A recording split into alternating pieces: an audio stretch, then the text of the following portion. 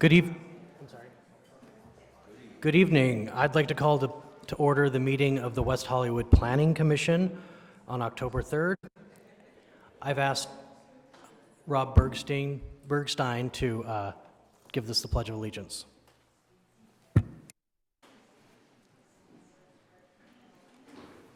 I pledge allegiance to the flag of the United States of America and to the republic for which it stands, one nation, under God, indivisible, with liberty and justice for all. Thank you. Mr. Gillig, can we have a roll call? Good evening. Tonight, Chair Carvalho is absent. In his place, we have our Vice Chair, Adam G. Bass, that will be in the acting capacity.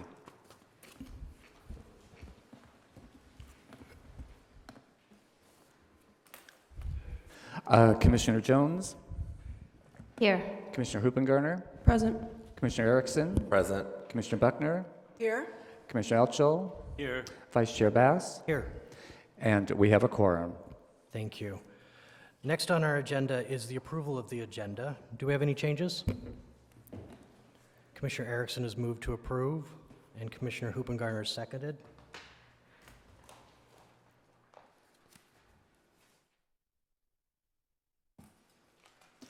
And the agenda is approved. Thank you. Next, we're moving on to approval of the minutes, number 5, and I believe we have some changes, David, on September 5th? Yes, September 5th, staff would like to change on the first page under item 3B, election of vice chair. We just want to change the vote to read 4-3 vote instead of 3-4 vote. Okay. And that is all for September 5th. Great. I'd also like to note that I will need to abstain or recuse from voting on the most recent meeting's minutes. On the September 19th, that will be. Correct. Yeah. Thank you. Mr. Chair, I just realized that my package didn't have the minutes in it, so I have not reviewed them. Okay. Would you like to hold until, I would prefer, yes, thank you. is there any problem? No, I have no minutes.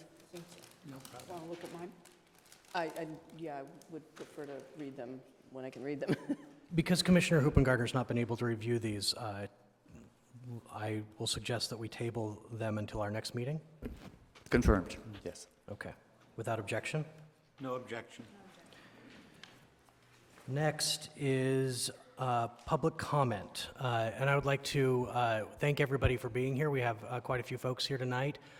You'll be invited to come up and speak to the Planning Commission on any item within the Planning Commission's purview. If you're here to discuss the 7811 Santa Monica Boulevard project, we'll call on you when we get to that item. But if you have something else to speak about this evening, we would invite you to turn in a speaker card to Mr. Gillig over here, and we would be glad to hear from you. David, do we have any speakers? We do. We have one for public speaking, Polly Businger. Thank you.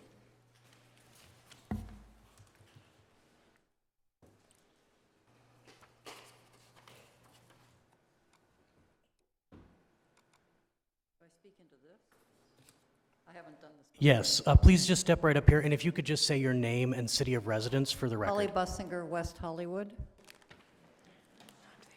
I've been talking to residents all over the city. The consensus is that the city favors the developers over the people who live here. They do not believe that this will change. They have seen encroachment into their neighborhoods, increased noise levels from constant building and partying late into the night, and increased traffic, which is often at a standstill. Why do we continue to allow rampant development? What has happened to the neighborhood of West Hollywood? Thank you. Thank you. Any others? That was our last public speaker. Thank you. Next item on our, if you didn't get a chance to speak now and there's something you want to address, we will have another opportunity at the end of the meeting to do that as well. Next item on our agenda, number 7, is Director's Report.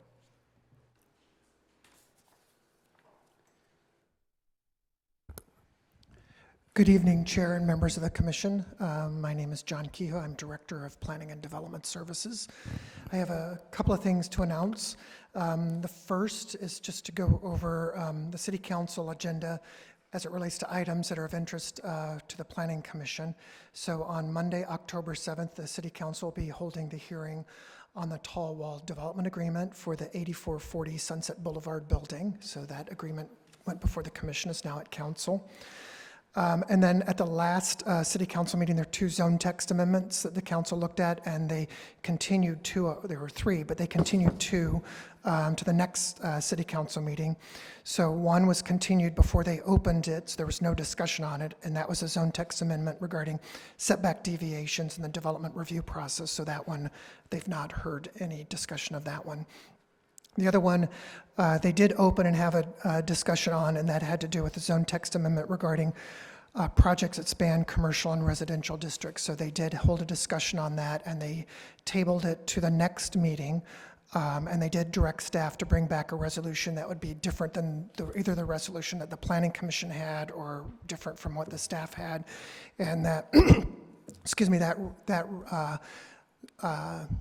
zone text amendment resolution, should they go forward with it, that would allow projects to span the 2 zones as long as the parking was totally underground. Then the buildings above ground would have to be totally separated and have the appearance as if they were built according to the zoning district. So that's all going back to the City Council on October 7th. Also, I want to mention that we are having our 2nd annual Planning and Development Services open house. This is going to be on Tuesday, October 15th at Plummer Park Fiesta Hall at 6 p.m. Last year we had it, and it was just primarily about long-range planning issues. We're going to expand it and have all of the divisions there.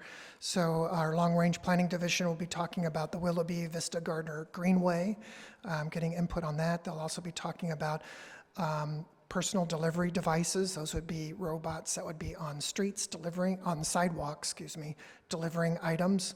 We'll have someone there talking about sustainability and green programs, and then we'll also have some discussion or a table on parklets. Our current and historic preservation planning division will have someone there to talk about what we're doing with historic preservation. Our building and safety staff will be there talking about our seismic retrofit, because as you know, we've recently sent out lots of letters to owners of soft-story buildings, letting them know that they need to retrofit their buildings. So this is an opportunity for people who don't know about that, can come and talk to our building staff. And then the other thing that we'll have someone there is to talk about our efforts in trying to bring the subway to the city of West Hollywood. We also have an item on that agenda Monday night. We're very happy that Metro is now looking at the extension of the line into West Hollywood as a positive thing, and they're really moving forward. They've actually released a video talking about moving that item forward. So we're really pleased with the momentum that we have currently on Metro. And then my last update is to let everyone know that it's official. Jennifer has been officially promoted into the planning manager position for current and historic preservation. And so with that, that's my update. Thank you. Do any of the commissioners have questions for the director? John, is there any way, I know other commissions got specific tours with the Metro tour and stuff, like individual tours for their commissions. I wasn't able to make any of the public ones because, like everyone, we're very busy. And but I've only heard wonderful things about it, and I'm really jealous that I wasn't able to go. So this is more of a personal request, but is there a way in which the Planning Commission could have a Metro tour, because we've been hearing a lot about it, specifically for us? Sure. Yeah, we can certainly take a look at that. I mean, because you're right, we have gotten a lot of positive feedback, and the more that people learn about what Metro's doing in other areas, it would really help as things proceed. So I will check into that. Commissioner Hoopengarter, did you have something? Just an observation that there's potential Brown Act issues of all of us congregating around it, subject matter. Yeah, there is that issue, so we do have to. We can have 2 of us go or whatever. We can't have every commissioner at the same time. That's why we had multiple tours previously, so people would be separated. I figured the city planning director wouldn't put a planning commission in a Brown Act violation situation, but I mean, I've been wrong before, so. Thank you. Next on our agenda, number 8, is items from commissioners. Santa Monica, right? Commissioner Erickson? Yeah, I just want to, we all had a flyer for the Human Trafficking Education Forum that was laid before us, and it's also out in the hall for individuals in the public in attendance tonight. Human trafficking is an underreported and and an issue that does not get the attention to which it deserves, but thankfully for individuals who represent us, like Senator Ben Allen and many others in the state legislature, they have made reporting requirements and postering requirements in a lot of public spaces more out there more. And so I really would encourage everyone to come out to next week's education forum, because people don't understand that human trafficking happens right before you. You might have even seen something today, depending on where you were going or where you were traveling or what you were doing. This is a grossly underreported thing for 24.9 million people. So we need to do something about it, and I hope you'll come out and learn on how you in your neighborhoods, as well as if you're a business owner or anywhere else in which you can be a champion to end human trafficking today. So I really hope that people will come out to this forum, and that's all. Thank you. Commissioner Hoopengarter? Yes, I just wanted to note to the public that the item that the director was speaking about the lot ties, has been before this commission 2 times. And 2 times this commission voted unanimously to remove lot ties completely from our zone text. And I just wanted to make that clear, because I don't know that it was that clear in the staff report, that in fact is how this commission voted based on the input from the public at these hearings. Thank you. Thank you. Commissioner Buckner? Commissioner Jones? Yes, I just want to give a hearty congrats to Jennifer Alkire for her promotion, and that's it. Thanks. Thanks. No. Congratulations. We're excited for you. Next, consent calendar. We don't have anything. Public hearings, none. And new business is 7811 Santa Monica Boulevard. Do we have a staff report on this? Yes. Yes. Good evening, Vice Chair Bass and members of the commission. The item before you this evening, first, Antonio Castillo, Associate Planner with the Planning Division. The item before you this evening is the draft environmental impact report for the Bond Project, a hotel mixed-use development located at 7811 Santa Monica Boulevard. The purpose of this meeting is to provide the Commission and members of the public with an additional forum to provide comments to staff and the city's consultant on the adequacy of the environmental impact report, this draft version. The draft has been prepared by for the city by the city's environmental consulting firm of DUDEC to evaluate the potential environmental effects that would result from the development of this project. With me this evening is Nicole Cobley, Senior Project Manager at DUDEC. And in just a moment, Nicole will provide an overview of the CEQA process and the status of the CEQA analysis. Afterwards, we'll be gathering comments on the draft EIR. These comments will be responded to as part of the final EIR that will return back to this commission during a noticed public hearing in the near future, when the project has been considered will be considered in its entirety, including the final EIR. The draft EIR is available on the city's website for review and download. Hard copies are available at City Hall as well as at the West Hollywood Library upstairs. The project site consists of 3 parcels, including 7811 Santa Monica Boulevard, the main address to the project, 1114 Orange Grove, and 1125 Ogden. The parcel fronting Orange Grove is a rectangular shaped lot currently used as a surface parking lot, and the parcel fronting Santa Monica Boulevard is a irregular L-shaped parcel and currently occupied by a gym and a surface parking lot to the east. And the parcel fronting Ogden is a rectangular shape and currently occupied by a multifamily residential building. Together, they encompass an approximately 40,186 square foot project site. The project includes the construction of a mixed-use development of approximately 214,483 square feet in gross building area, with a maximum height of 71.5 feet at the highest portion. The development would consist of 86-room hotel, a restaurant facing Santa Monica Boulevard, and 70 residential units, including an art gallery fronting onto Orange Grove.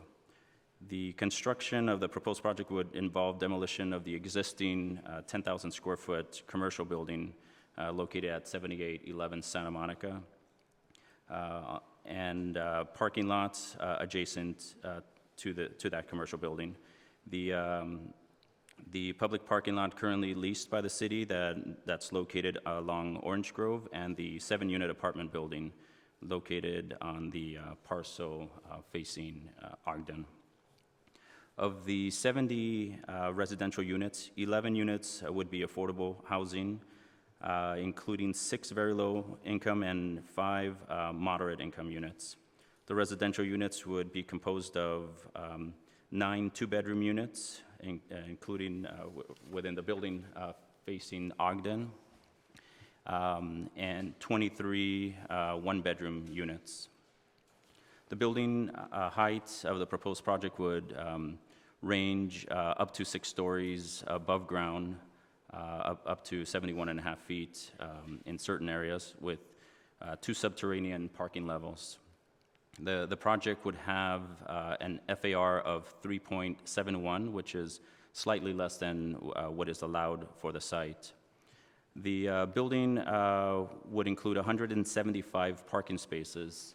Approximately 130 spaces would be available to serve the project, and the 45 additional spaces would be excess that would be available for public parking, which are intended to replace the existing 45 spaces that are currently there on the on the Orange Grove surface parking lot. Access to the project would be available from 3 separate driveways, 1 on each street. Access for the hotel guests, residents, and the public is available from Santa Monica and Orange Grove, with a separate vehicular ingress and egress for residents only along Ogden. An entrance would be constructed on Santa Monica Boulevard to serve the commercial patrons arriving to the project site.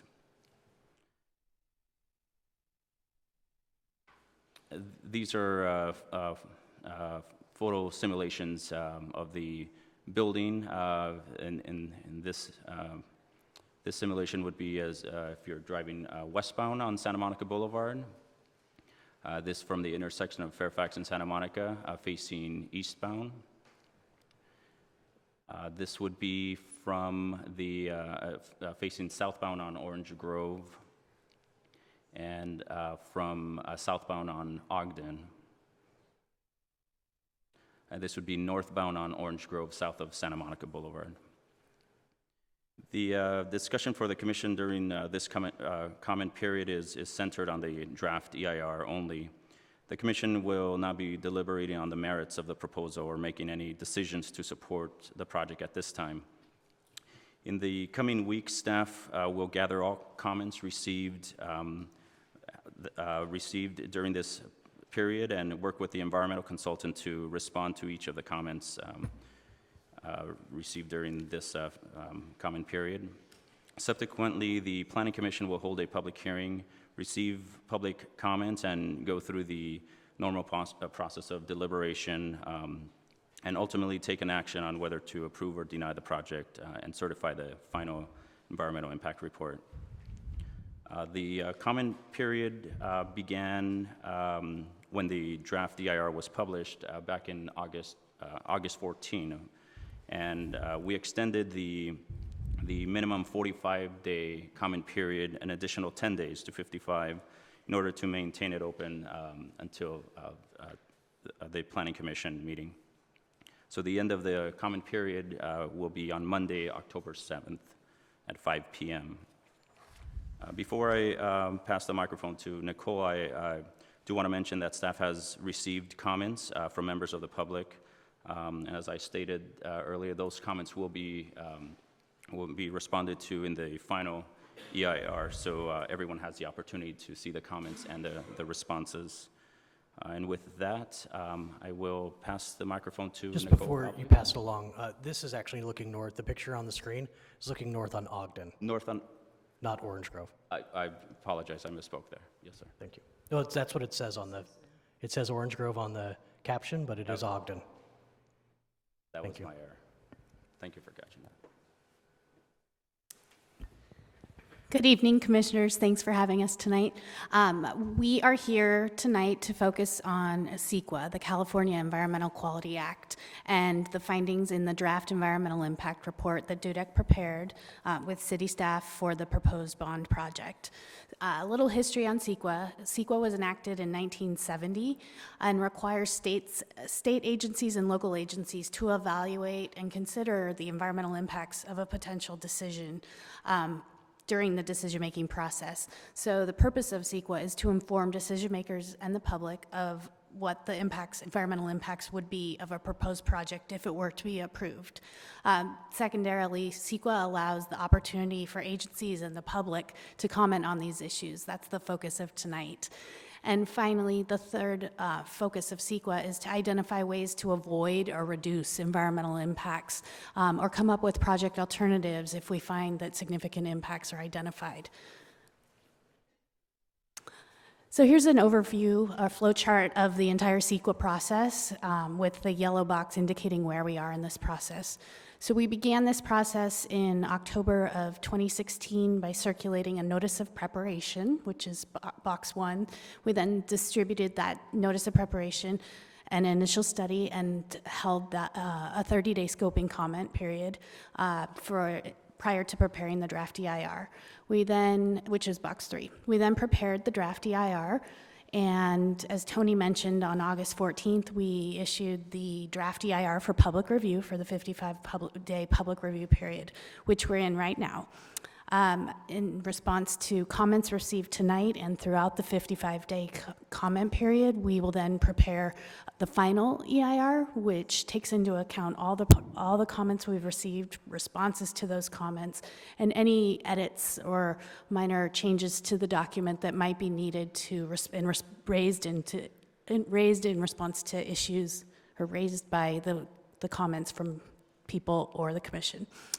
We then provide the document, the draft of the final EIR, available for the public to review prior to the project coming before the Planning Commission, along with the EIR.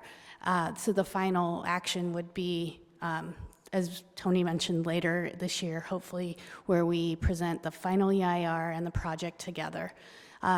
Upon certification of the final EIR, a notice of determination would be filed, which starts a 30-day statute of limitations period. So the environmental issues that we evaluated in the draft EIR that we're discussing tonight are aesthetics, air quality, cultural resources, greenhouse gas emissions, hazards and hazardous materials, noise, public services, transportation, utilities, and energy. And of these environmental issue areas, the majority were found to result in less than significant impacts using the thresholds that are adopted by the state of California and the city. With the exception of cultural resources, where we have some standard mitigation measures for potential inadvertent discovery of any resource, as well as a paleontological monitoring plan.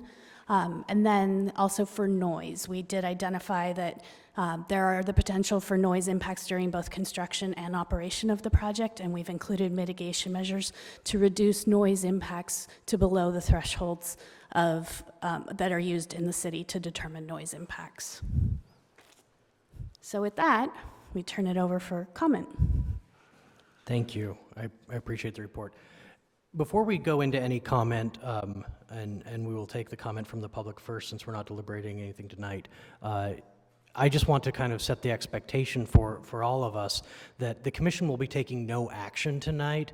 This public hearing is just the opportunity to provide our consultant on the environmental document ideas that they should consider for the final report. Once that final report is done, it will come back here for an actual deliberation and debate and approval or rejection and all of that process. But based on the letters we received, I want everyone to know that there will be no approval or denial of any project tonight. That's not the stage of the process we're in. So although we welcome all of your comments, I would encourage folks to really focus on the environmental report and what is in there, and if something's missing in there, to make sure it's included in the final environmental report. And with that, we have, unless there are questions, Commissioner Hoopengarner. Yes, I have a couple of questions about the actual initial study, as well as the EIR. In particular, number one is this EIR contains no chapter on land use and planning. And I'm curious as to why that is. Oh, go ahead. Excuse me? Yeah, I didn't hear that. Oh, okay. This does not include a chapter on land use and planning, which is normal and standard in every EIR. And I was curious as to why that might be, so I went back to the initial study to see the determination. And the initial study says that this is a less than significant impact, that the project site is zone CC2 and is described in the general plan as community commercial 2, and it goes on to speak about CC2. But this project actually has also got an R3 project property in it, and that's not included in the initial study, and I'm wondering how a project that spans 2 lot zones is proposing to be a mixed-use combined project, which under our current code is not even entitled, it's not even an option, it's not even something that's waivable, it's an eligibility criterion that you must have 60,000 square feet to even do this project. How that, and that land use item was completely excluded from this study.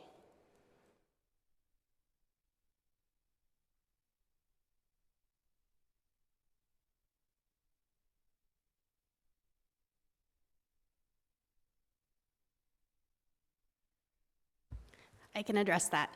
So if you look at the project boundaries that were outlined in the initial study for the project description included in the initial study, that didn't include the residential property. After circulation of the initial study, the project was revised to include that additional parcel. So that is why the land use section in the initial study only addressed CC2. I appreciate that, but that still doesn't address why the EIR itself doesn't have a land use and planning study, given that there are definitely land use and planning impacts of this project. So we can answer points of clarification in the document, but questions that are a little more in detail like that, we will address in the final EIR. That's what we're here to take those questions and comments in, and then we'll address them in the final writing. Okay, so the next question that's sort of big picture is to the traffic study, and in my experience, traffic studies study the project, and then if impacts are discovered, mitigations are identified that can potentially address that. But in this study, in fact, the proposed mitigations were included in the study. The study basis included the potential mitigations instead of studying the impact of the project. So I'm curious as to that precedent. Shall I read the words? No, I mean, it's the same answer that we want to hear if you think that there are some problems with the document or information missing, so it can be added in and explained in the final EIR. But I don't think staff will be able to respond point by point to every factual issue raised tonight. But we want to hear all the issues, and it will be put in the final EIR in writing. So that concern will be specifically spelled out in writing with a written response. And if there is an error, an oversight, or something like that from anything people say tonight, that would be corrected in the final. That's kind of the purpose of this, I believe. Part of this process, yes. So please give us all those comments, and we'll make sure that they're addressed in the Okay. document. Thank you. The third one is around the shade and shadow studies. And I appreciate that the study says that based on SB 743, that shade and shadow is not an aesthetic impact. It is, however, under net zero, an impact to the community. And it is my understanding that net zero and excuse me, I'm skipping so that people, I'll explain for the public. The state has a new law that is rolling out in phases that requires new projects to be net zero themselves and to not prevent other projects from being net zero in their energy usage. So shade and shadow, yes, would be excluded under the aesthetics exclusion, but shade and shadow wouldn't be excluded under the state law for net zero. Is that something that should be incorporated in an EIR, or is that just another thing that the commission should consider when it does actually come before us? We will respond to that in the final EIR. Okay. I think those were my questions. I have other comments that we'll save for later, but those were my questions. Thank you. Anyone else have questions up here? Commissioner Altshull. I don't generally like to do this, but there were some errors in the EIR with respect to identification of streets and perhaps other things that I didn't catch. But for instance, I spent my time scratching my head, where is a street called Fairburn or something like that? Fairview. And I suspect that somebody meant Fairfax. Is there a Fairview? Because I never saw it. I'm not sure what page you're talking about, but we Not will sure, take a I'm look not sure over either, it but there and- was a map Yeah. and some other references to Fairview. Also, there was an identification of a street called Ogden Grove. Okay. I would recommend, but there is an Orange Grove, Yeah. but I never saw an Ogden Grove. Someone conflated those. We'll definitely take a look and scrub through those. It's where I it's, think it's where it spans If the this two came from the streets. the preparer of the EIR, I think it's a little bit sorry that they don't take the time and the effort to get their surroundings straight. So I would suggest that this be corrected in the final draft. And I guess, to the commissioner's point, I did, yes, circle that. And my question was, this is a city map. How is it that the map has been changed in a way that caused that name to be changed? Because I have that map right here in my little guide to Planning Commission, and that map is spelled correctly. And so I'm wondering what else has changed here on this map in addition to street names? Page number, well, it's the first fold-out map on it's figure 2.6. It follows page 2-26. Thank you. I think that's it for commissioner comments, so we're going to move to public comment. I would like to encourage everybody who would like to speak to turn in a speaker slip. We allow 3 minutes per speaker. When you approach the microphone, if you could just identify yourself and your city of residence. Our first speaker is David Logan, to be followed by Gary Turr. Sorry, that's not the order that it's appearing in. I'm sorry. I had scrolled down to count the number of speakers, so I apologize. Robert, this is my first time chairing this meeting, so I'm gonna use that as the excuse. I had scrolled down on my screen, so. Robert Week is the first speaker. I'm bright red, followed by Lauren Kalin. And for those speaking for the first time, you do have a timer on the screen here. Good evening, Commissioners. My name is Robert Wheeler. I reside in North Hollywood. Good evening, and thank you for your time regarding the bond project. I'm a professional union carpenter. I work in a lot of work in West Hollywood. I travel the Santa Monica Fairfax streets often. There's already a lot of traffic there. I'm not against construction. That's how I make my living. That's how I provide for my family. I'm against bad plans and bad ideas. and a bad idea that prevents me from getting home to my family at a reasonable time. I'm asking you to rethink it and reconsider it, the better barriers and methods, and thank you. Thank you. Lauren Kalin to be followed by Rob Bergstein. Hello, I'm Lauren Kalin. I'm the owner of 1121 through 1123 North Ogden Drive. I want to describe the property and then I'm a little nervous, but I want to describe the property. In 1923, there was a duplex built on 1121, 1123 North Ogden Drive. At 1119 North Ogden Drive, there was a garage. The middle part of the property was vacant. Now, in around 1941 or 1942, they built wood or Hollywood bungalow type units. What I'm trying to say is the material composition of these units are different. And in the environmental impact report, you won't find anything said about that. So if you could imagine when the design center was built and they had that locksmith in the middle property there who wouldn't sell, this is where my property is located, right there. We're right in the middle next to 1125 and 7811. My concern is the safety of the residents because of the different building composition on these properties, okay? Not only quiet, peace, and enjoyment, which is understandable, but the safety of the residents because of the different building compositions. So that was not addressed in any environmental impact report.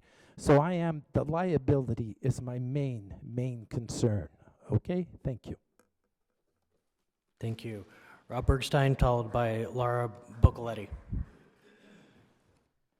Excuse me. Good evening, honorable commissioners. My name is Rob Bergstein. I'm a resident of the East Side, just east of the proposed project. My comments are mostly more general towards the project and less specific on the EIR. But as Commissioner Alschel taught me many years ago, as far as construction mitigation, unless you are the original resident of the first building on any street in West Hollywood, everyone lives through some kind of construction. It's just a fact of life in any city. And I have enormous respect for Faring Capital and for the Illumian family. They run good projects, and I know in my heart they will do everything in their power to mitigate any construction issues while the process is undergoing. As far as the project itself, I'm in favor of this. There is no hotel in the east side of West Hollywood. You know, all the years I've had more family and friends that I could house in my home, put them up at the Orlando or at Hollywood and Highland because there was no hotel within walking distance. I think it's an ideal location with galleries, gyms, restaurants, and the grocery store nearby. And while there will be some rent-stabilized units that are removed, they're being replaced by permanent affordable housing. I think sometimes there's a misconception that our rent-stabilized housing is income-based affordable when it is not, and this will give the city a net increase in permanent affordable housing. I think that's it. Thank you for letting me share. Thank you. Laura Boccoletti, followed by Jenny Kriendler.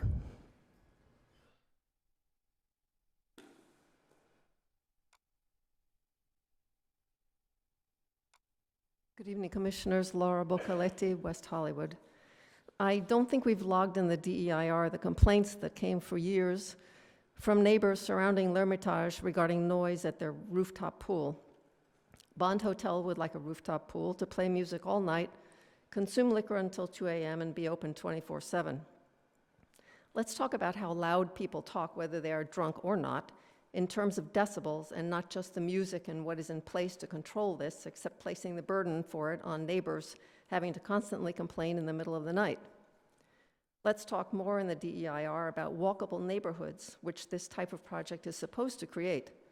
Let's talk more about how it maxes out vehicle intrusion along the sidewalk on 3 sides and the pedestrian safety that is compromised because of it. This needs further study. And why would we think that a loading dock should be open for business and adjacent to a residential neighborhood until 10 p.m.? This needs further study. Let's talk more about what this project is lacking as a Type A project that spans CC2 and R3B. It does not create a walkable neighborhood. It does not encourage pedestrians to gather, create plazas, or strengthen neighborhood character or sense of public place. This project poses no public benefit. It does not deserve concessions to eligibility criteria in the zoning code. Thank you. Thank you. Jenny Krandler, followed by Andrew Rakos.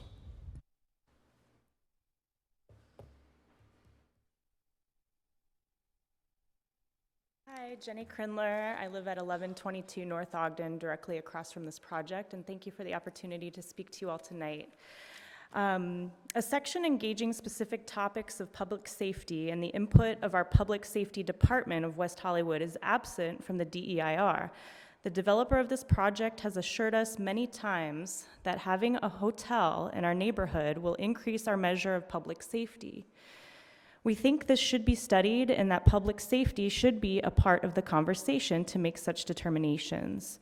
Who will supply the statistics about a hotel being brought to a community and its ramifications for public safety, including livability, traffic enforcement, transient behavior, noise complaints, and calls to dispatch? There is grave concern in our neighborhood about access from emergency response like fire department and paramedics and ease of being able to do that.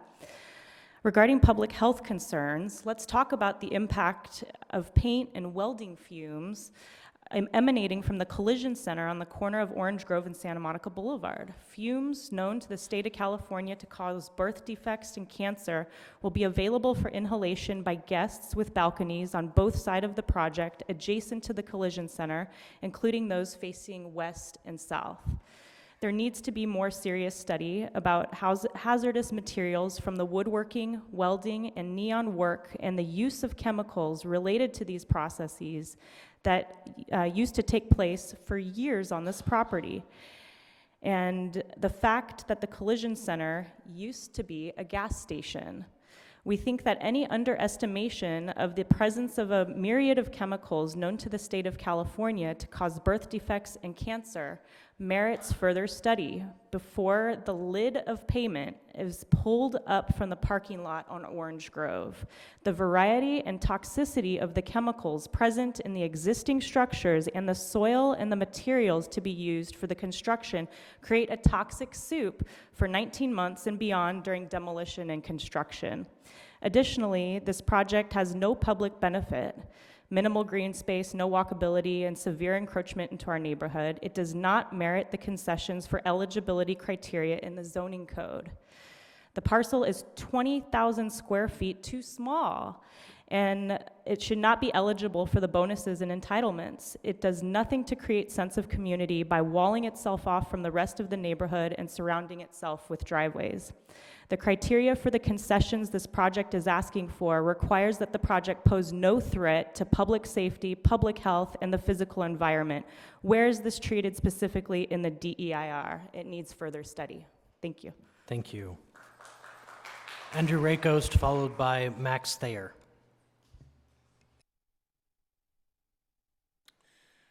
Good evening, Commission, and congratulations, Adam Bass, for chairing your first meeting.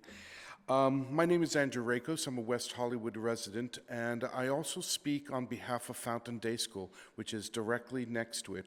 I'm the daily manager as well as the CFO of Fountain Day School, which has been in that location on 1128 North Orange Grove for over 64 years. Right now, Fountain Day School exists as a preschool for children aged 2 through 5 years old, and we have over 150 families, 150 children there, and every year we get 45 new families as 45 leave to go on to elementary school. We've served the community for quite a while, and almost everyone has, if not they've heard of it, then lots of families through West Hollywood and the city of Los Angeles have gone through our doors in those years. We've been, since we first found out about the project, we've been in touch with the Lulian family and the Farron Capital for over 3 years, negotiating some of the issues around it. We're in support of development, and we are definitely in support of Farron Capital, especially because they do have a history of working with the community as a generality. I've come before various commissions and spoken on this, but I do want to make sure that in the EIR and the mitigation, there are some serious issues that even though we have been negotiating it with Farron Capital, they need to be included. The first one, of course, being noise. Our 150 kids go to nap from 1 o'clock to 3 o'clock every day, and that's a serious issue. If the children don't nap, then it leaves them very irritable. It's part of their healthy development stage to growing up to be good, wonderful, joyous children. The air quality is, of course, very, very, very important to us, and we've spoken to Farron Capital, and they're going to mitigate that and create barriers and walls to try and protect the children from any kind of materials that would go over their area. Very big one is parking. Obviously, with the loss of the 45 spaces, we're looking at a horrendous situation for the school and a tremendous loss of business. The reason being, it's not just enough to drop off a child. Social services suggest, or not suggest, they require that a parent sign the child in and out of school when they are under the age of 5. So a car must stop, must park, and then continue on, so there's about a 10-minute.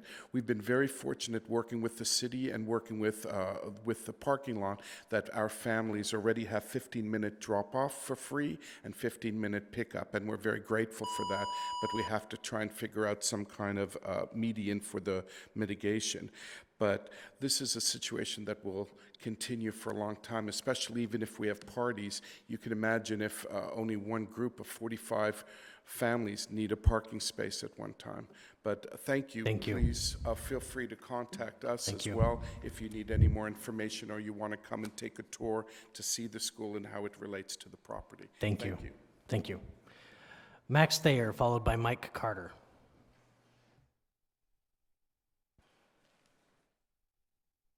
Hello, everybody. My name is Max Thayer. I've been a resident of West Hollywood since its inception. I've been very lucky to live at the same apartment in the corner of Ogden and Santa Monica for 36 years. I know that neighborhood, and I know my street Ogden, and it's pretty well organized and quiet and residential. I'm a little worried right now because of the egress from Ogden. It's supposed to only be for residents of the new project. But how soon will people be able to figure out how to get in and out of there? Maybe a delivery guy or somebody that works there and figures out that getting out on Ogden is going to be a lot easier. And pretty soon you've turned my residential street into a commercial street. What I want to address is the historical cultural significance of 7811.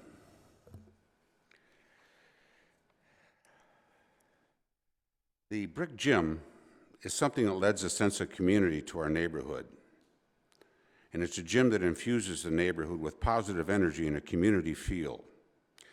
We believe that 7811, back in the 1920s and 30s, was a film production facility of some sort, perhaps a support facility for the burgeoning Pickford Fairbanks United Artists lot on Santa Monica Boulevard in Formosa. This should be investigated in any EIR because the designation of this property at 7811 would be more suitable for artist lofts and a gallery, and not to be raised for a hotel. We'd welcome further study if required on the historic and cultural significance of this structure. Thank you. Thank you very much. Mike Carter, to be followed by Steve Weinstein.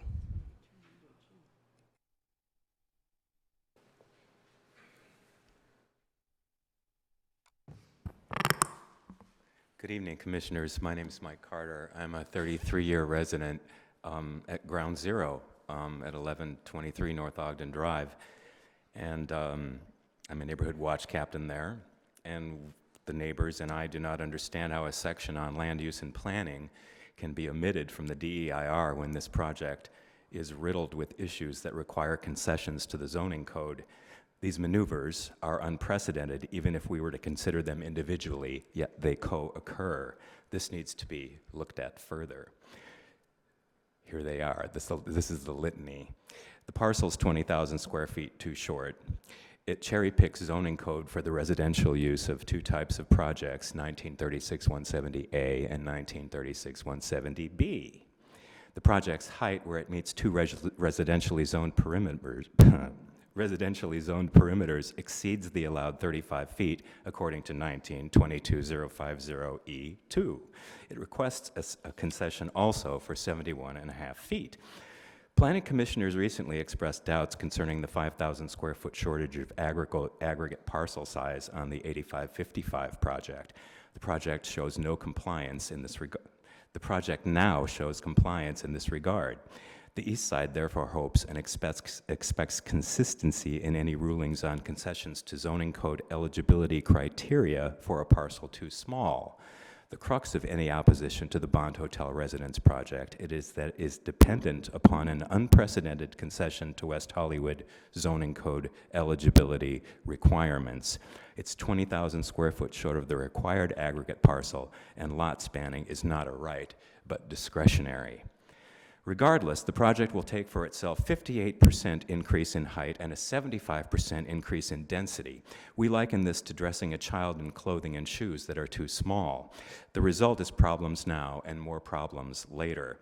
Additionally, mixed-use incentives for projects spanning commercial and residential zones are only available for a 60,000 square foot site, so there is no requisite justification for any waiver for density, for height, for density or height bonuses sought, and there has been a failure to disclose this. We need to look further at the impact of height in larger buildings to the smaller adjacent to it. During construction, there is a huge impact on all adjacent properties, and study needs to involve mitigation measures to address this as well. The height of the proposed structure also dwarfs the neighboring and adjacent structures with total disregard for the environment and human scale. Because the Bond Hotel project requires so much maneuvering of the zoning code and encroachment on our neighborhood to achieve its Machiavellian ends, it is not deserving of our approval or that of the Planning Commission. No concession should be granted for 1936-170A, 60,000 square feet minimum parcel.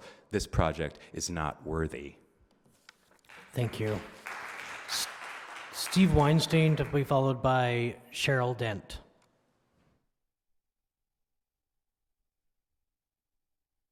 Hi, good evening. My name is Steve Weinstein. I live right across the street from this project on Ogden at 1134 North Ogden. We have a nice 3-story, 6-unit building built in 1927. Most of the neighborhood, there are some newer buildings from the 60s and 70s, but they're all residential buildings.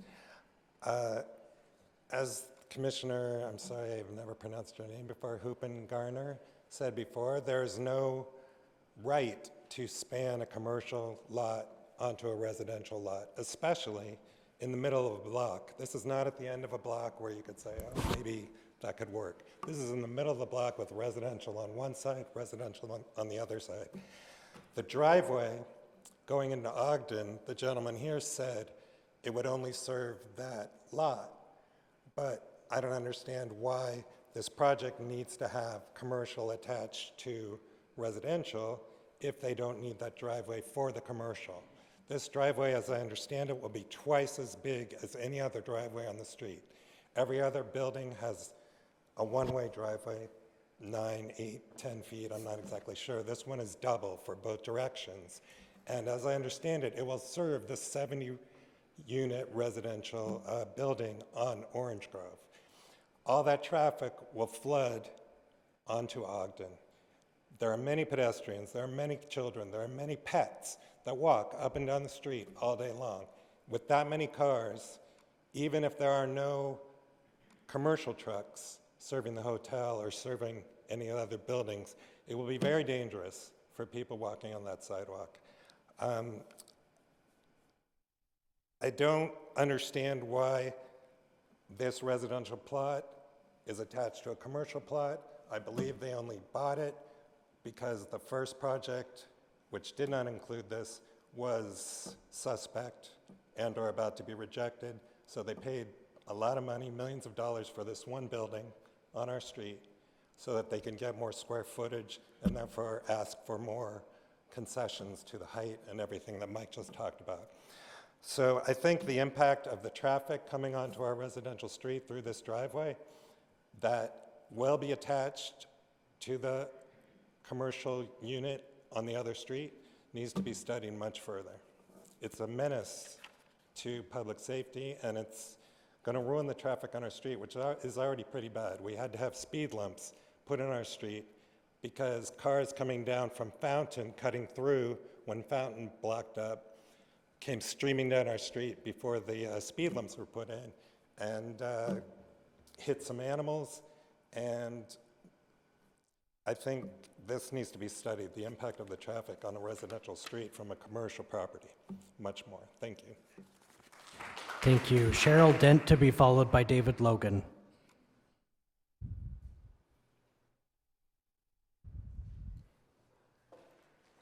Thank you so much for allowing the public comment. Cheryl Dent, West Hollywood resident. I'm also going to piggyback a little bit about what Steve Weinstein said about traffic. Last Saturday at 11:50, firefighters could not get through Santa Monica Boulevard. It was at an impasse. They could not get through. They had to honk. The hook and ladders could not get through. This project is going to make first responders unable to do their job. I don't think people are really taking into consideration what a hotel involves. The workers, the deliveries, the guests, 145 parking units. Are you kidding me? Just to staff a hotel, you're going to need dozens more parking spots. Where are they going to park? They're going to take Uber and they're going to take Lyft. Uber and Lyft are going to circle and park and circle and park, and it's going to make the first responders unable, the sheriff, the police, emergency vehicles, impossible to get through. It is right now, Santa Monica Boulevard, it is critical that first responders can get to their job, and this is not addressed in the safety and transportation in the DEIR. I saw nothing of it. They said that it's just fine. The bond project will obliterate any hopes for residential parking. It's going to create excessive and toxic noise pollution emanating from the hotel, its bars, rooftop parties. It's going to create dangerous and deadly traffic impediments, making traffic flow on Santa Monica Boulevard. It's going to be nearly impossible. The fire department has said they have a very difficult time right now on Santa Monica Boulevard. I really urge you to look at this and think about traffic and think about safety, because this driveway on Ogden is going to be impossible to have a safe living situation.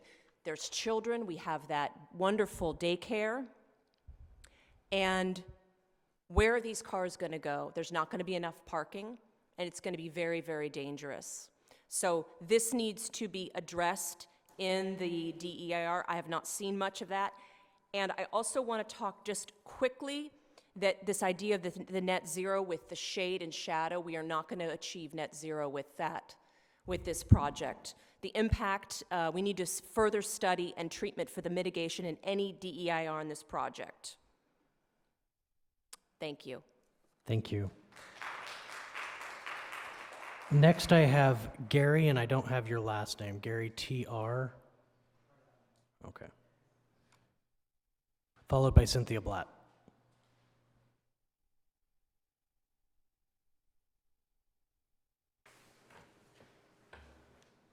My name is Gary Triano. I live at 1120 North Ogden. I've been there 33 years. I want to talk more about the DER in terms of ground zero. The property will be surrounded on 3 sides by demolition and noise and driveways and traffic and fumes, and suffocated and darkened by the project.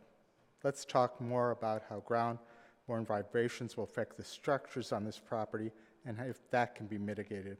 These structures don't have properly sealed windows or central air or heating. They rely on keeping their windows open. Let's talk more about that in the DER, because the residents on this property are supposed to endure many hours of demolition and construction, and then a lifetime living next to a hotel full of transients. Residents on this project are elderly and home most of the day. And we're talking about here tonight will be going on 3 sides of them, and my neighbors will be getting all of that, as well as myself. These buildings were, my building was constructed in 1953, same year I was born. And where does the DER talk about aging in place for my neighbors and myself that live at 1120? Why are they not in any shape, and most of us are not in any shape to withstand the rigors of this construction? Where's that in the DER? Thank you. Thank you. Cynthia Blatt, followed by Polly, and is it Bunsinger? Bussinger. Hi, Cynthia Blatt, West Hollywood. There are quite a few problems with this DEIR, and I've chosen to speak about 2 of them. My first point is in section 13.36.170, part A, number 1, minimum site area. The project size must be at least 60,000 square feet. This project is 20,000 square feet short of the requirement, and thus does not meet the standard required by the zoning code, and is not eligible for the entitlement or the bonuses as a result. I repeat, because the requirement is an entitlement, and this project, plain and simple, does not meet the requirement, and because of that, as a result, the code can't be waived. So the eligibility is, they're not eligible. So, because the project does not meet the non-waivable standard. However, since it is before this body, go figure, it must be noted that the DEIR has no land use and planning section. The reason it has no land use and planning section is because the developer states that it's not needed because the initial study, I guess I'm not the only one who read it, said it wasn't needed because the proposal was to site the project in a CC2 zone, but oops, that's not okay. And it is needed because the initial study failed to take into account that the project in fact spans 2 zones.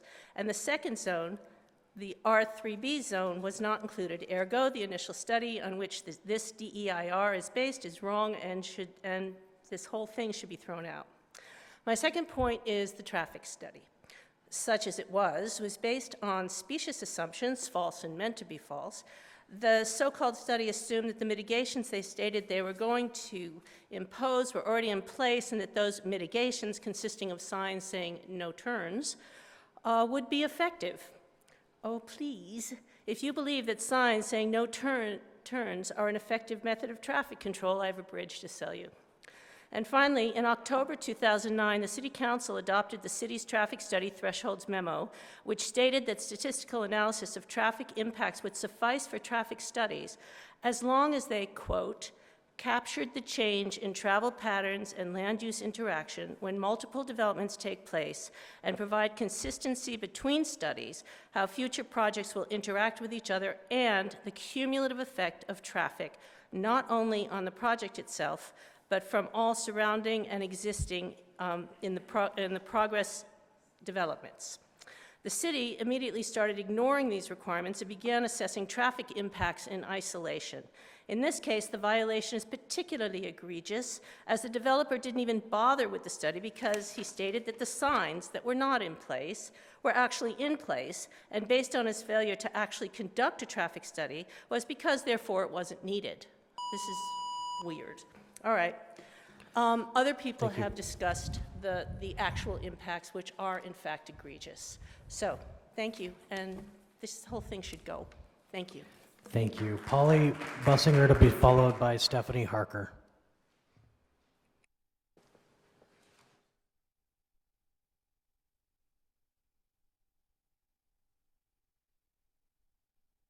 Hi, Polly Bussinger, West Hollywood. I'm reading this letter on behalf of someone who couldn't be here. His name is Lucas Latour. He lives on Ogden. He says, I am one of the residents who will be directly impacted by this project. My house is located at 1119 1/4 North Ogden, immediately adjacent to the proposed development. Additionally, I'm a member of the Brick Gym, which will be leveled to make this project happen. I'm deeply concerned by the way in which this project violates rules that are in place to limit the impact of development on residents and communities. The lot is too small, the building is too tall. I feel like I'm reading a fairy tale. The noise will pose an extreme nuisance for the, I should have read this ahead of time. The noise will pose an extreme nuisance for me because I work in studio production, and part of the reason I moved here is that my home is a nice, quiet lot. I don't want this building to be that close to my house. I'm also a member of the gym, Brick Gym, which will be destroyed as part of the project. It's hard to imagine it not being there. The gym is an essential part of our community. They do monthly community programming, wellness activities. Leaders who work at the gym make sure everyone feels like they're part of a family. Disruption of the health and wellness community will hurt the surrounding area. Honestly, when the members of this gym find out that it's going to be destroyed, they'll be heartbroken. They go there religiously. Many of them are model members of our community. Why disrupt that when the project is not even doing its best to meet the codes as required? Don't let this project harm our neighborhood. Before you consider the development moving forward, ask yourself, if this was next to your home, would you have legitimate cause for objection? I'm not asking for more than following the development rules put in place to respect our neighborhoods and preserve their purposes. Our communities matter. I trust that the Planning Commission will do its due diligence and find that this project does not meet the standards set forth. I'd be there in person to object to this, but my father is dying. Please do not take my absence as a sign that I do not care. Best regards, Lucas. Thank you. Stephanie Harker, to be followed by Kathy Blavis.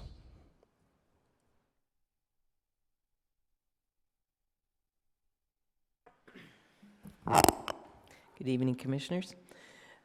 I had a whole thing prepared here about land use, but since we were sort of instructed that that's not the topic tonight, and the fact that the land use chapter is missing from the draft EIR makes it, I think it's been covered by previous speakers. But I do have a comment on the traffic study.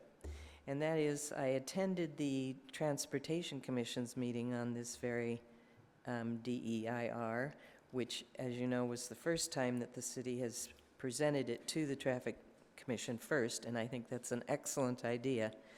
But one of the commissioners noticed that the traffic study was done prior to this new configuration where they have blocked off. They put a larger island in the middle of Santa Monica Boulevard as the street dead ends into it. You used to be able to sneak through there when there was no traffic and turn left. Now that's blocked off. You can only turn right. And there's just to the east of that, there is a new crosswalk with a signal at it. This traffic study was done before that was done, and they haven't reconsidered it. So I believe that an entirely new traffic study needs to be written up. And I also recall at that meeting there was a comment that there's no significant impact. Well, that's because, and I learned this from Mayor John D'Amico on another project, if the traffic is, and we discussed it at the Traffic Commission, that Transportation Commission that night, if the traffic's already an F, it can't get any worse, therefore it's not impacting it. There's no G, H, or I. So this really will be a disaster in terms of traffic. And even if it goes ahead, I think they should be required to come back with a new traffic study with the configuration. They studied old plans or old map of the city somehow, and obviously it had different names then too. I just feel that if this is missing things, if there's an inaccurate traffic study, do we get to see the next draft, or does this just get pushed through into the final EIR and we're all left out here hanging? I feel that the hazardous waste stuff has not been considered on a serious basis. The domain on the east side of town had faith plating on it, and it took them an extra 2 years, I believe, to clean up the toxic waste that had dripped in it for 70 years. And I see that happening here with a school close by, not a good thing. The hazardous materials can drift a radius of 4 miles and to a 4-mile radius around, and I don't think that that's a good thing. So I hope we get to see a new draft, round 2, before it goes to the final EIR. Thank you. Thank you. Kathy Blavis, followed by David Logan. Good evening, Kathy Blavis, City of West Hollywood. Everything this evening that was stated about the DEIR, what's missing, what should be included, I agree with. I'm not going to rehash any of that. I'm also very concerned about the hazardous waste. I'm also very concerned about traffic. And the person who mentioned traffic signs as being a mitigation, every day I come home from work, I take Elevado from the west, I come east. At Elevado and Doheny are large signs, at least 3 of them, that say no left turn. It's difficult to get to Doheny because of all the traffic turning left. I've even called on several occasions, I've called the Beverly Hills Sheriff's Department, and I said, station somebody there, you're going to make tons of money. So that's not, the point being, that's not mitigation. I've been concerned about this project from day one. I know this evening we're here only to address the DEIR, but I just want to mention something that I've said before to any number of developers. Just because you can, do you have to?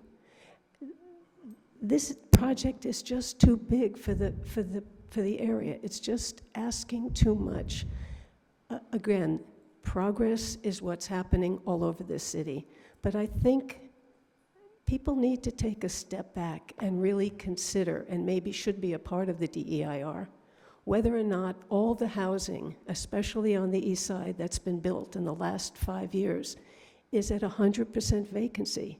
And is that 100% vacancy residents, or is it Airbnb, or what exactly are we building more residential properties for? We really don't need any more luxury apartments. Yes, we do need affordable housing, but I think this is 150 pounds of sugar in a 5-pound sack.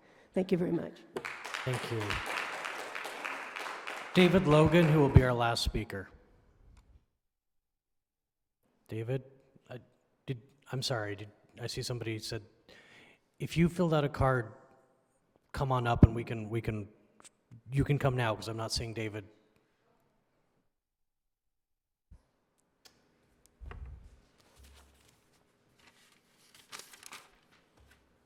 And just when you're done, could you coordinate with David so we can make sure we get your name and information correctly? Of course, Thank thank you. you. Good evening, and thank you very much, and it's my first time too. Just your name and city of residence and. Okay, D. Lynn, West Hollywood resident. Transportation, everything, oh my gosh, okay. So the eastbound left hand turns into the Santa Monica Boulevard entrance. That would cause major traffic backup to the other side of Fairfax.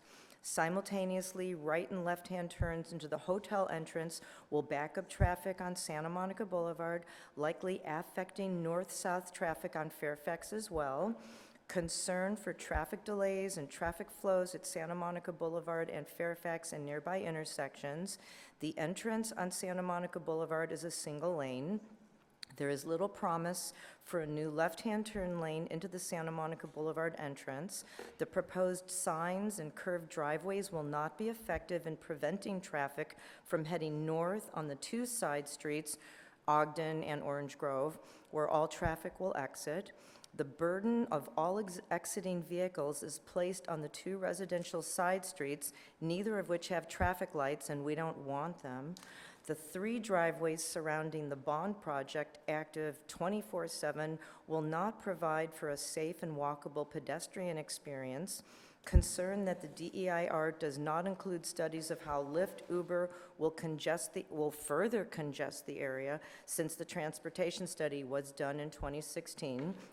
Where is the parking for employees of the restaurant, hotel, and art gallery and residence guests? Because of a lack of adequate parking at this project, will these people all be forced to poach our street parking? We don't have parking as it is, oh my gosh.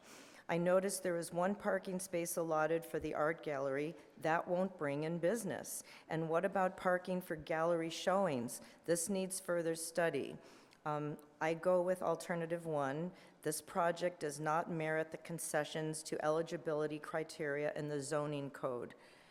And yeah, thank you. I mean, I really hope you reconsider this, and the 24-hour party pool sounds so cool and fun, but let me introduce you or suggest Sunset. I think I would be happy to promote, send my guests there and have parties there. Please reconsider. This is not the area to have a structure of this greatness. It's too big for a small little area, and nobody's mentioned the senior people. I mean, it's already mayhem with whatever that app is, Waze. We have traffic from Santa Monica Boulevard to Fountain. It's like sometimes it doesn't move. Please try to find another area for this project. Thank you so much. Thank you. And if you could just go speak to David, thank you. Those are all of our public speakers, and so now we will open it up for comments from the Planning Commission. Who would like to go first? Commissioner Hoopengarner? I'm going to do these in no particular order. The renderings, the photo montages that are included in figures 3.15, et cetera, I think they are not accurately representing to the public what this is going to look like. If you compare them to the existing one-story buildings, these are at most 5-story buildings, and this is a 6-story project. You can just count windows, if nothing else. And I think that in terms of communicating with the public, that is not very representative.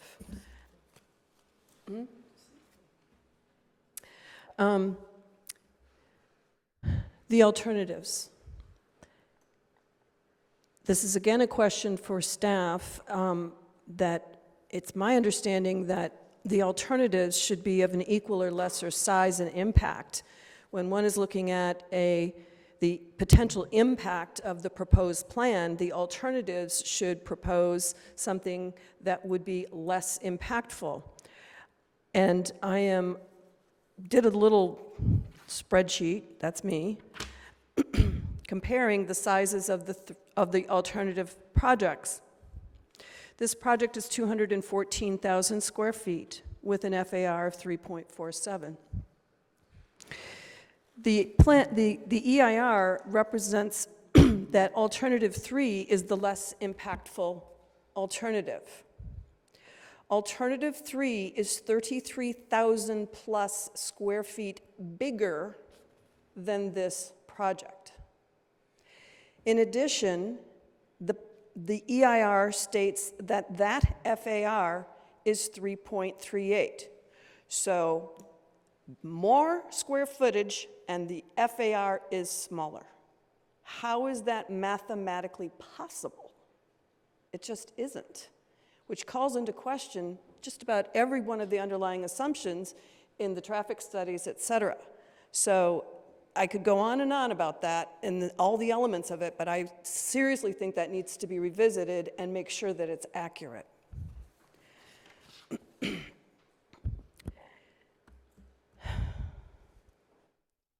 When looking at those component parts of all of the various square footages, and I added them all up, none of them adds up to the square footage of either the project or the various alternates.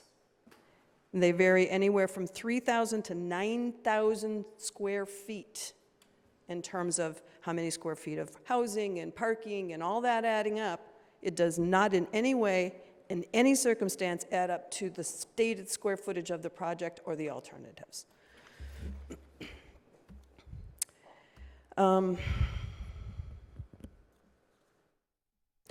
Setbacks. The setbacks that are required, many people have spoken about this, depending on what type of project it is, but what isn't stated is the setbacks assumed in the shade and shadow studies. That matters. How much of a setback is the assumption determines then what the resulting shade and shadow is. So I think that that should be disclosed, and it should be disclosed in the context of the land use study, and we have no floor plans, we have no plans, so we don't know the exact layout proposed and what's being used as the shade and shadow study. I've already brought up the solar impacts. The traffic study, it's been brought up, but I cannot emphasize enough the fact that a sign on an entrance at Ogden saying "don't turn left" is going to mitigate the traffic when anybody who lives there will take them about 24 hours to figure out that if you're going to go eastbound, you are going to go north and you're going to go on Fountain Boulevard to go east. You are not going to go south and try and take a left turn into nightmare traffic on Santa Monica. So the fact that this study purports that a no-turn sign is going to mitigate the traffic, to one of our speakers' comments about Elevado, those of you who've ever been to the Tender Greens, wherever there are those signs, they are categorically ignored. So to think that this traffic impact, which wasn't even studied because the signs were included in the study before the study was done, I think is a gross misservice to this community. There's no discussion of the delivery trucks, and I'm not sure where this would fit into CEQA. Let's talk about airflow. You're building a 71-foot building, completely blocking the airflow for the neighboring residences. There's no open, I mean, you're literally building a wall around those buildings at 1123 or whatever. You're building an entire wall around those bungalows. There will be no airflow. And this is a community that lives and thrives on our wonderful east-west or west-east airflow through our homes. And you want to talk about green impacts of that. Rideshare. Rideshare was not addressed. It is not discussed whether the city continues to plan to keep the entire Santa Monica Boulevard portion of this project as a red zone. It's a red zone from Ogden to Orange Grove. And as a red zone, there is supposed to be no drop-offs, no stopping, no delivery trucks, no Amazon running in to bring you your toilet paper. That is not going to be the truth. Ride shares are going to be stopping on Santa Monica because that's the building address. And what is that going to do to the traffic? And that was not incorporated, at least I didn't see it anywhere in the study. And I think with that, those are the major areas that I saw, that some of which have not been addressed to date. Thank you. Thank you. Who would like, Commissioner Buckner? Well, I wanted to thank the public for all their comments. I think it was very helpful. Loud and clear, I've been hearing that there's a lot of issues with traffic, and I think that probably would be a good idea to do a more updated traffic study before the EIR comes for final review. I think it would serve both the community and the developer so that we know what we're really dealing with. I think also the size of the building, a lot of comments about it being much too large for that space and overwhelming there. The land use study probably should be included in the next edition of this EIR. Our job here tonight is not necessarily comment on specific details, but I think that there's a lot of information for both the developer and the people who provided the study to take another look and do a little bit more homework before they bring it back in its final form. So that's my view. Thank you. Commissioner Hulchel? Yeah, I agree with what Lynn said and what Sue said. The only disagreement or difference I have in what Lynn said is you can get a different set of figures on the FAR. All you have to do is get bigger plot of land. This EIR, and that ain't so cheap. This EIR has a lot of deficiencies and omissions that have already been pointed out. We went through a long period of time for several years without having these comment periods on the draft EIRs, and I think this shows how important it is. So I hope that the city keeps these things in place and that the draft EIRs get the attention that we can see tonight that they've gotten. And they get the community out, they get the community invested, and they get the community to tell us what the problems are. Again, I think you have a lot of comments that show how inefficient and insufficient this EIR is. Let's get it right. Thank you. And again, I just want to thank everybody from the public who came out tonight. Your input is really important to us. And we don't, when did we start doing these hearings? Like a year ago? Just very recently? So we haven't had very many of these. So your participation is very critical to our decision-making process and just to the process in general. So thank you. I don't want to take up a lot of time kind of echoing what my fellow commissioners and members of the public have said. I am still a little jet lagged from an international vacation. I think it's, I don't know, like 2 p.m. in Tokyo right now, tomorrow. So, but I do want to try, I don't think I got this earlier. Why was the land use chapter omitted from the draft EIR? Like, why was it not included in what we received or what is available to the public? So when a project is consistent with the applicable zoning and state law regulations, then it is considered not to have a significant impact or have a less than significant impact on land use and planning goals. And so it remains consistent with local and state laws, and so it remains scoped out. So does that mean that we won't see that chapter in the final EIR either? Okay, so I'm giving you that answer, but any further detailed answers we will address in the final EIR so that we can coordinate all of the responses to all of the comments. I don't know the answer to that your last question at this point in time. We have to go back and look through what happened. I just want to make sure that we're seeing the full set of information, and because I'm not well versed in doing this, I think we've had one other draft EIR hearing since I've been on commission, and I just want to make sure I understand. So, okay, it's not just my jet lagged brain.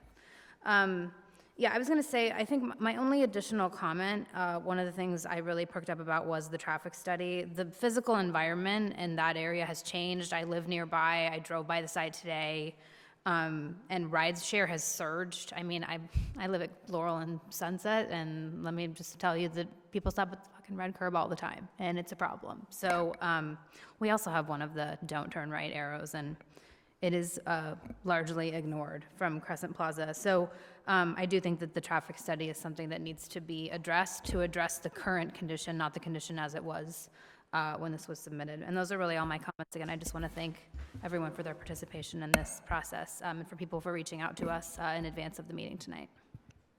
Thank you. Commissioner Erickson. Thank you. I will try to keep my remarks short. I have had dental issues, so it actually hurts to talk, so you're welcome. But I'll power through, just for you. I had a question for staff regarding the mixed messages I feel like I'm getting regarding the tribal issues. There was a letter that regarded the state law for the state's tribal commission, but then there was, I feel like, another conflicting letter that said, no, we have authority over this land. It was the Tongva Nation, because, I mean, we do have to acknowledge we are on stolen land. This is not our land, right? So could you clarify, you will address this in the final EIR. Great, thank you. So that is something that I think lacks clarity. And it is a culturally significant part, I think, of the EIR that lacked the detail that it deserved. I do, too, wonder about the land use issues. The traffic study is malfeasant. It is bad. So, in regards to, I understand the traffic studies. We see traffic studies all the time, and it's, you put your effort into it, but anyone that drives on Santa Monica Boulevard in that area, especially with that median curb, I think that was Stephanie who pointed that out, is gone now, is there, right? And people still walk through that middle road, which is just dangerous regardless, right? That's happening. And then the pedestrian safety walk. So I think understanding and getting a better picture of the traffic impacts is quite significant, because I think that is missing just a little pieces here, especially for the sake of the public, because that's the main thing with parking and traffic that we're hearing. And then additionally, and in the traffic study, you study the Lyft and Uber impacts. Would that be included in a traditional traffic study here, based on what the city has done? You can suggest it and we'll answer it in the final EIR. Wonderful. I'm just saying that I don't know if those are two separate reports now, because Lyft and Uber and Waze are such problems in a lot of these things that needs to be studied separately. I too did point out the shade and shadow issues that I know my fellow commissioner talked about, so I do think that might need more attention. And additionally, I said I wasn't going to talk, and here I'm talking. I do want to implore, and well, also thank you to all the members of the community who have been very active on this issue since 2016 and beyond, and who have taken their time out of their night to come here and talk to us. I do hope that staff, the developers, and the community will lock you in a room or figure out something, but I do think there's a lot of disconnect with communication going on, and I don't know if it's misinformation or if it's just I'm grasping at my right side because it's this side of my mouth, so I'm not doing this out of pure joy. But I would love to see more of a community impact. There needs to be an extra step done in here. I just don't know. There's something cultural about this community that isn't addressed in here that really addresses the ways in which who West Hollywood is in a cultural, impactful way. Probably not applicable in a draft EIR, and you're shaking your head no, which is totally fine. But I don't know. I'm just hearing a lot of crosstalk, and it bothers me. And I don't want to come to a final EIR hearing and have to relitigate those conversations in a way that could have been addressed in some way that maybe we can find an inroad. That's just a general comment. And then I think that is all. So thank you. Yes. I had a question for legal. Ms. Harker brought up a very good point. We are potentially looking at some rather substantial changes in this EIR. If a land use section is added, if the traffic study is substantially revisited, what is the process? I know we had our lovely little chart here, and step 1, step 2, step 3, and theoretically the next step is FEIR.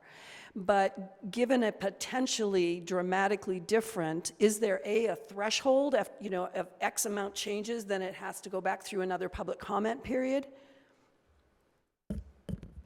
Yes, the typical process is the city will respond to comments, and the next thing you will see is a final EIR.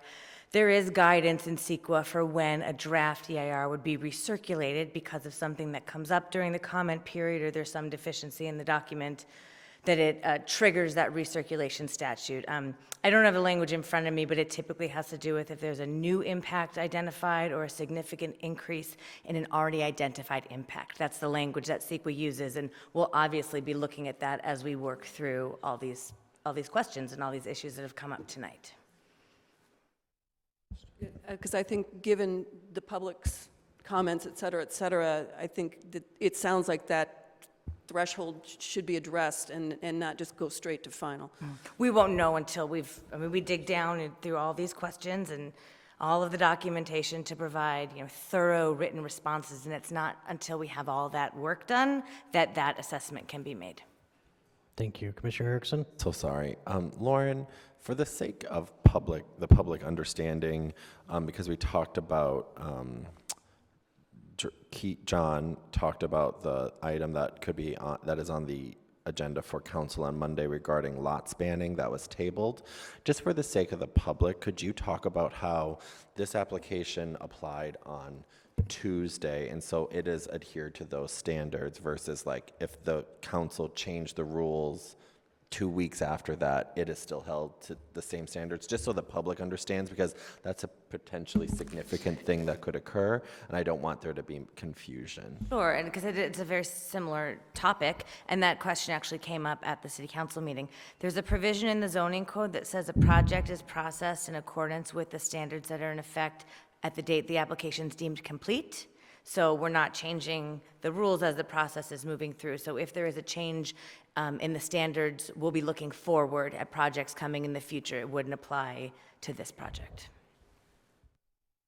Thank you. One of the advantages to going last here is that you've all pretty much said what I wanted to say, but I'm going to reiterate some of it anyway, so forgive me.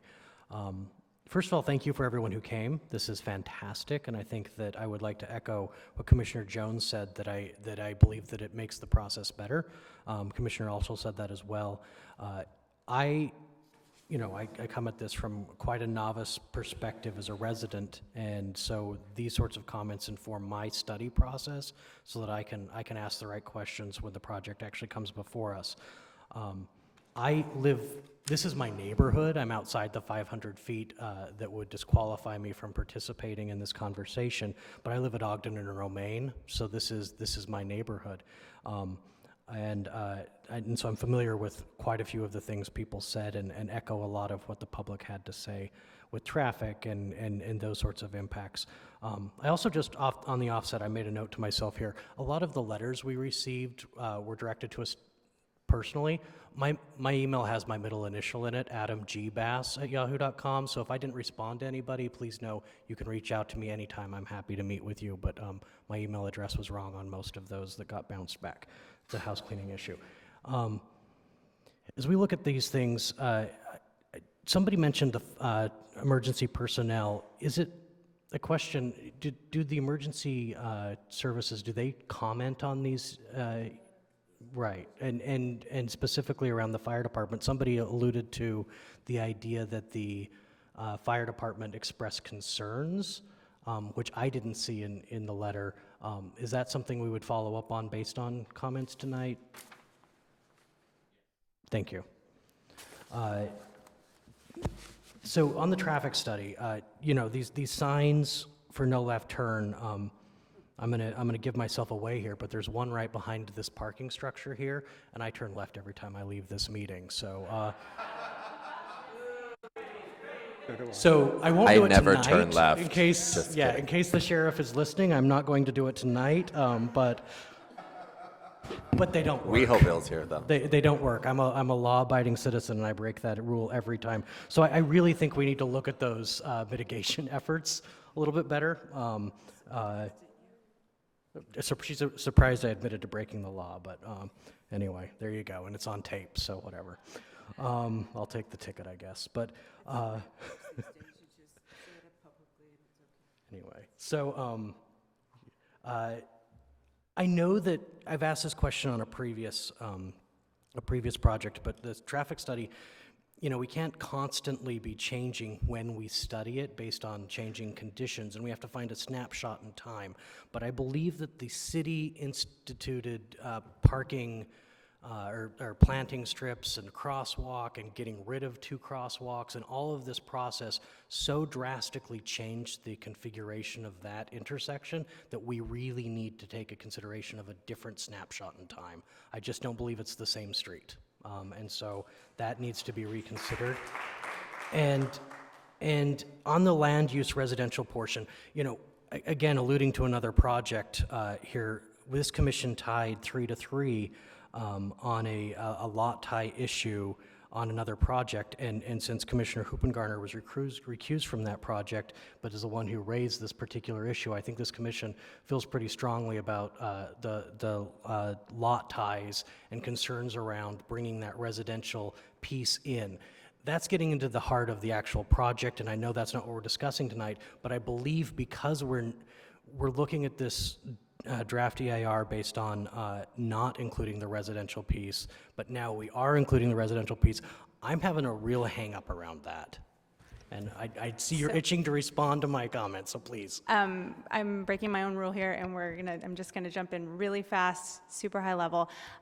We will explain all of this in a lot of detail when it comes forward. I think Tony's staff report will explain all of how they reach each of these points. But quickly, it's a different instrument. It's a concession versus a waiver. That makes it different from the project that we had before. So that's all I'm going to say, but just because you guys keep asking, I will bring that up. And I appreciate that, but I just... And we will make sure we address it clearly and explain and give the options. And that takes me really to the last point that I have as far as my concerns go, and that is the bungalows that are going to essentially be encircled here. And you know, normally when we see a project, there are setbacks and things like that that allow wind and space and life to go between buildings. So just because of the particular configuration of this building, I'm concerned that that we really need to study the impacts of that particular property, even though it's not part of the project, because it will have such an overwhelming impact on that property that it wouldn't to any other property in the neighborhood. You know, I will tell you, somebody read a letter from Lucas this evening, and because he mentioned that he was going to be out of town due to his father dying, I went and knocked on his door the other day so that I could actually have have the opportunity to hear his concerns. And you know, so I stood on that property, and I actually kind of felt like how massive it would be around there. So it strikes me as something we need to study.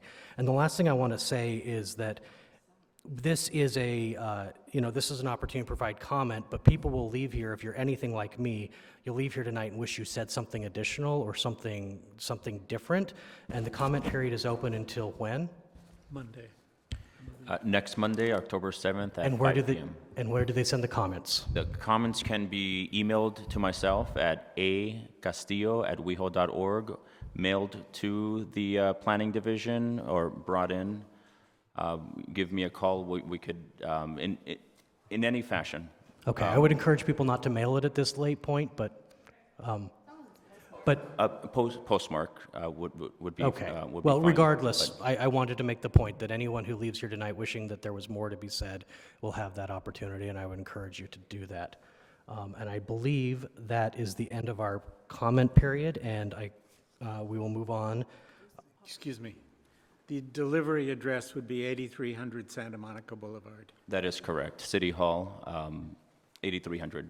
Attention to Antonio Castillo or to the planning division. And as long as it gets to City Hall, it will get to my desk. Is there any action we need to take at this point in time with closing a public hearing or anything like that? Okay. Thank you. Next is unfinished business. We have nothing on our excluded consent calendar. Do we have any items from staff from our new, no longer acting manager?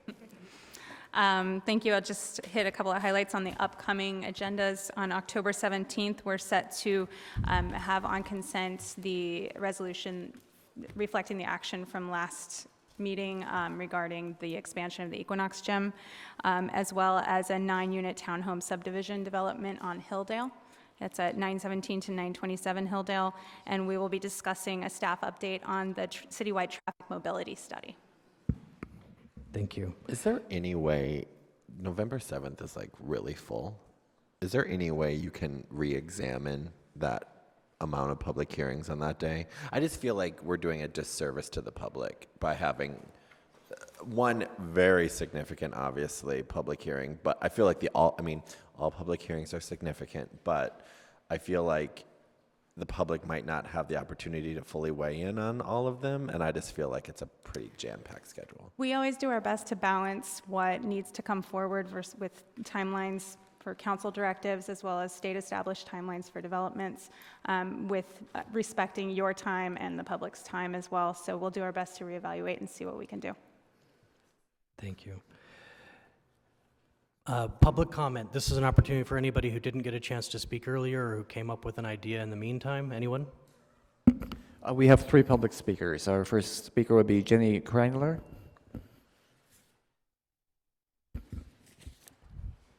Followed by Mike Carter. This is on anything, anything related to the Planning Commission other than what we've already discussed tonight.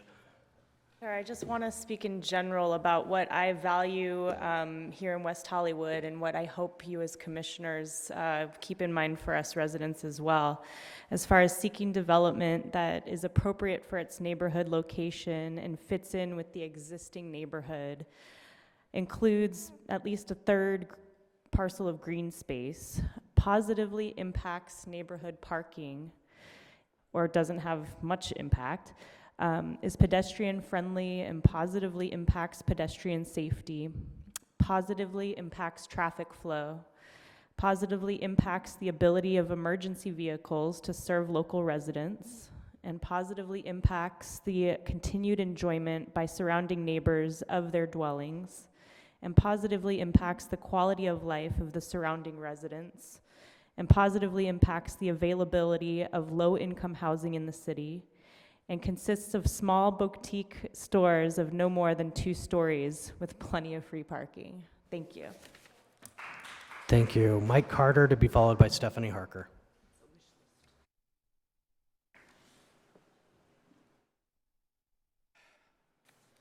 Hi, I'd like to introduce myself this time as Mike Carter, Advanced Placement American History teacher. And something is afoot here in West Hollywood, and you know what it reminds me of. What it reminds me of is how Great Britain treated the colonies in the 17th and 18th centuries, and why all Great Britain did then was to suck out every dime they could from the colonies, looking out for only their best interests. Then what happened? Well, the spirit of '76 is what happened. And this is the revolution right here. Nor is it the Middle Ages, nor do we want to become a fiefdom. We're a residential neighborhood for heaven's sake. And meanwhile, Planning Department, Planning Commission, and City Council go round and round for 2 years over 1936 170A, the root of the bond project plan, and hopefully its Achilles' heel and fatal flaw. Thank you, commissioners. And Stephanie Harker.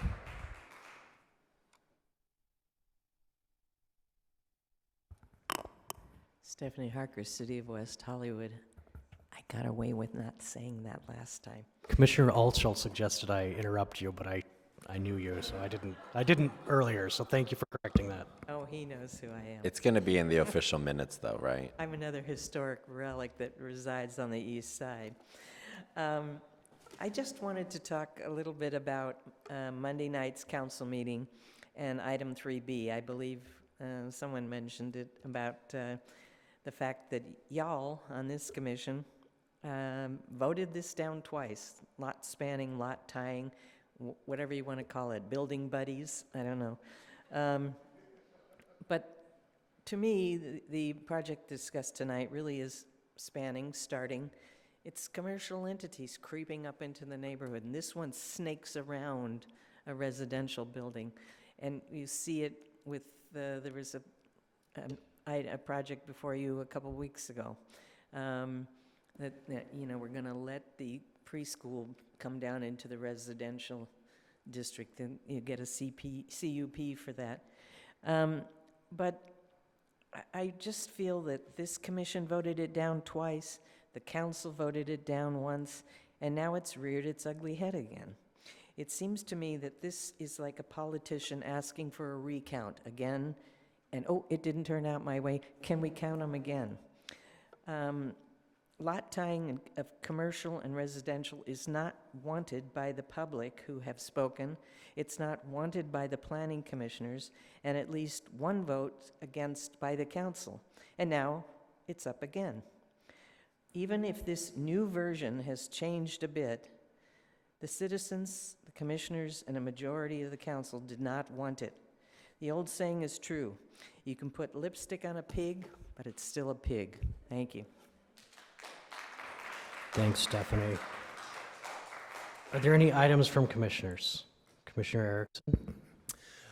Because Stephanie Harker, City of West Hollywood, came to our last commission meeting and talked to us about the new voting system, I hope people got out to go do that. Adam came right after me to this, it was on Saturday, but I hope more people understand how easy it will be to vote. It was so simplistic and wonderful, and it was so nice to see Plummer Park utilized in this way. It felt really, they can fit a lot more machines in the hall. I will say that much, but it was really simplistic, and I want to thank Yvonne and Melissa for facilitating that, and for a good number of people that came out. I believe there was well over like 300 people both day in total, but more people need to know because it's going to be a big shock on March when you go in there and you actually get a paper ballot and like scan it and all this. I mean, it's a lot. So, and make sure you're registered to vote because it was alarming the number of people that weren't. Thank you. Commissioner Uppengarner? Nothing? Commissioner Buckner? Yes, Commissioner Olson. During the public comment, Mr. Rakos, who runs the day school, talked about a state law saying that when you come to a preschool with a toddler under 5, you have to sign the child in and out. We didn't hear that on the San Vicente preschool that I recall. So I had heard that item might have been appealed or might be going to be appealed. If that is the case, I would recommend that the staff make sure that that item is investigated and included in the staff report if in fact correct, because she had in there, nanoseconds for dropping off the children. And he allows 15 minutes when they have to be signed in and out. Thank you. Commissioner Jones? With that, we will adjourn our meeting until our next excuse meeting, me. October. I'm sorry. You have your subcommittee management. Oh. Subcommittee management, yeah, it's right there in black and white.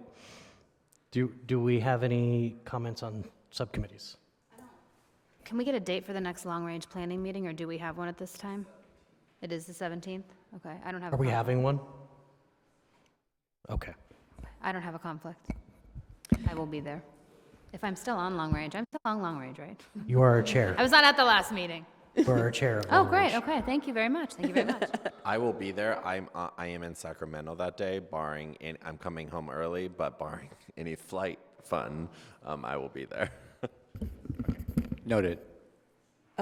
David, at design review, you mentioned that 8555 is coming up, I believe, on November 15th. Mm-hmm. Okay. I will have to recuse myself from that design review. You said there was another project? We do have two items at this time for that date, so Okay. you would be able to sit in on one if. I may also be out of town. Okay. I still have to confirm that. Okay. Okay, with that, we will adjourn our meeting until Thursday, October 17th at 6:30 in this room. Thank you.